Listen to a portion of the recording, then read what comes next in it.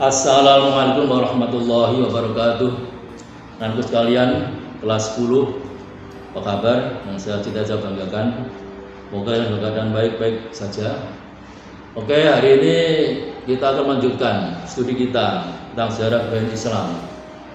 Kelas 10, hari ini kita sampai kepada masa Abu Bakar As-Siddiq, tidak pemerintahannya. Jadi Abu Bakar mulai memerintah atau berkuasa setelah dia terpilih sebagai seorang khalifah dari pengangkatan Abu Umar bin Khattab. Itu memerintah pada tahun 632 sampai 634 Masehi. Terhitung hanya 2 tahun. Tetapi walaupun 2 tahun, Abu Bakar Siddiq bisa memaksimalkan masa-masa itu di dalam hal pertanggungjawabannya sebagai seorang khalifah. Ya. Karena setelah Rasulullah meninggal, ada beberapa hal yang dikatakan mengganggu, bahkan akan merusak Islam. Karena ada beberapa orang yang percaya bahwa Islam identik Rasulullah. Jadi setelah Rasulullah meninggal, Islam dianggap sudah tidak ada. Makanya di sini ada beberapa hal yang langsung ditangani oleh Abu Bakar As-Siddiq. Bahkan di situ mengguncangkan persoalan atau sistem generasi. Jadi ada beberapa daerah yang disintegral, memisahkan diri dari Islam. Termasuk adalah di daerah Hijaz, Arab Hijaz, dan di Najd. Dia menyatakan melepaskan diri. Ya. Bahkan dikatakan dia menyatakan murtad, keluar dari pemerintahan Islam. Nah, mereka menyatakan membangkang atau tidak mau lagi, menolak membayar zakat, terutama itu. Ya. Jadi karena Islam itu adalah ada pemerintah waqimus shalah wa atuz zakat. Ya. Ketika zaman Rasulullah dawuh ini, perintah ini berjalan baik. Sholat oke, rajin. Ya, karena dibimbing Rasulullah langsung bagaimana caranya untuk sholat. Kemudian wa atuz zakat, tunaikanlah zakat. Rasulullah memberikan instruksi kepada umat Islam, khudh min amalihim shadaqah. Wahai orang-orang kaya, orang-orang yang punya uang, orang banyak, rezeki yang berlebih, ambillah sebagian harta-harta mereka itu sebagai sedekah untuk mensucikan. Dan ini adalah orang-orang fakir miskin. Itu zaman Rasulullah. Kemudian di zaman setelah Rasulullah wafat, mereka ada yang sudah tidak mau lagi bayar zakat, bahkan eman.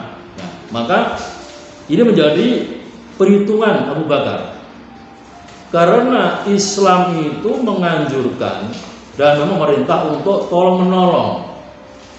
Bagaimana kehidupan itu bisa hidup, tidak bisa lepas dari orang fakir miskin. Dimanapun orang kaya hidup, kayanya itu adalah dari orang fakir miskin. Siapa yang kerja kalau tidak ada yang kerja?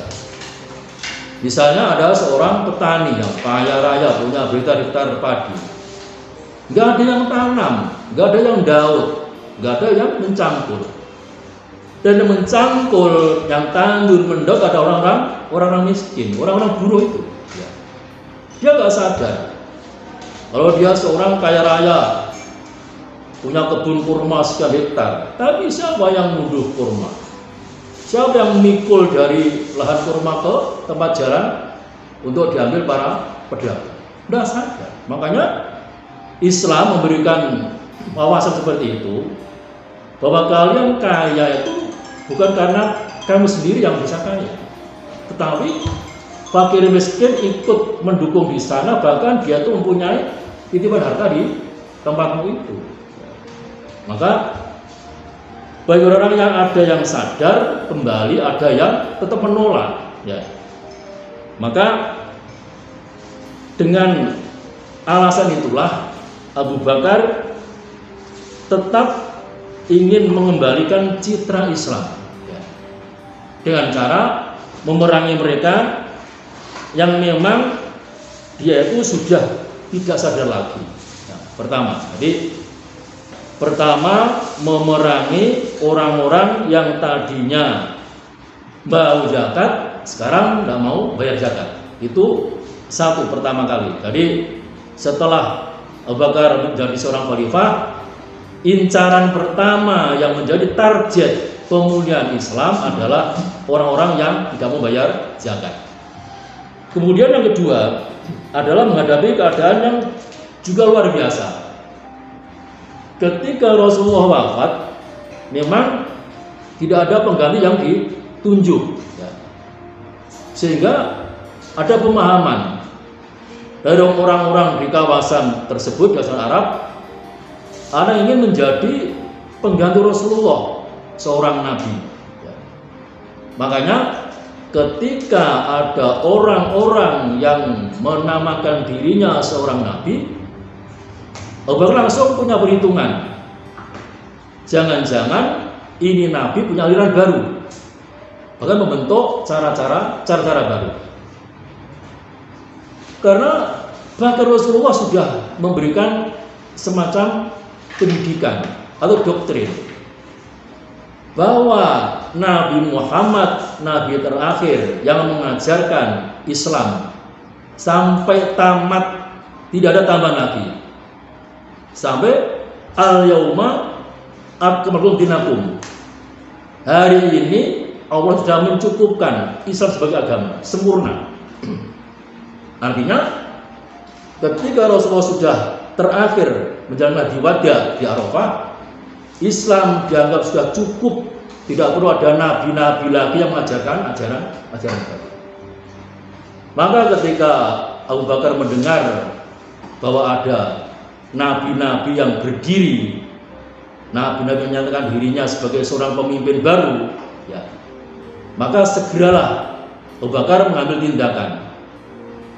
Dan kebetulan Abu Bakar sudah merekam nama-nama tersebut, seperti Asad al-Ansi, ya. Asad al-Ansi adalah mengaku sebagai seorang nabi. Yang kedua, Tulaikha bin Khuwailid al-Asadi. Yang ketiga adalah Malik bin Nuwairah.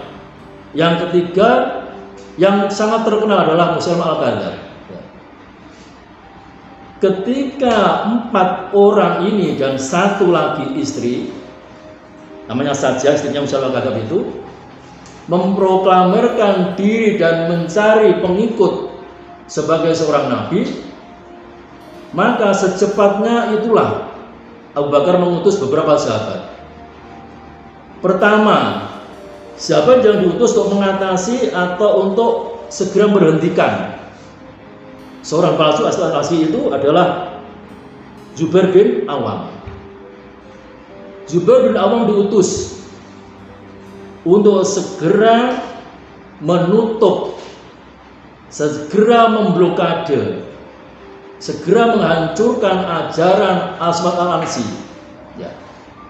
Yang itu memimpin orang-orang Badui di Yaman. Makanya Zubair bin Awam segera untuk berangkat ke Yaman, segera memburu. Tetapi kenyataan setelah sampai Yaman, kersanya Allah, Aswad sudah terbunuh karena dia termasuk aliran yang sudah bersengketa dengan Islam, berseberangan dengan Islam. Dari di sana terbunuh oleh gubernur Yaman yang waktu itu adalah sudah menjadi atau segera memeluk Islam. Jadi karena di Yaman itu dia ternyata alirannya, ajarannya tidak sesuai dengan Islam, maka dia langsung ditumpas oleh gubernur Yaman sebelum Zubair sampai mengadakan pergulakan peperangan. Yang kedua adalah Tulaikha bin Khuwailid al-Asadi. sebelum ditumpas, dia sempat mempunyai seorang pengikut dari Bani Asad, Gotafah dan Bani Amir.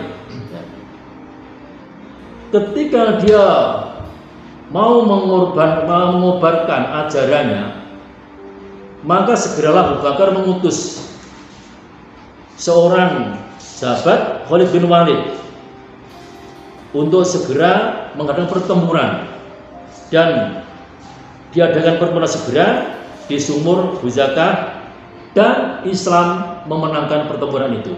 Yang ketiga adalah Malik bin Wairah. Dia mampu menghalau, menguasai daerah Bani Yarbu dan Bani Tamim.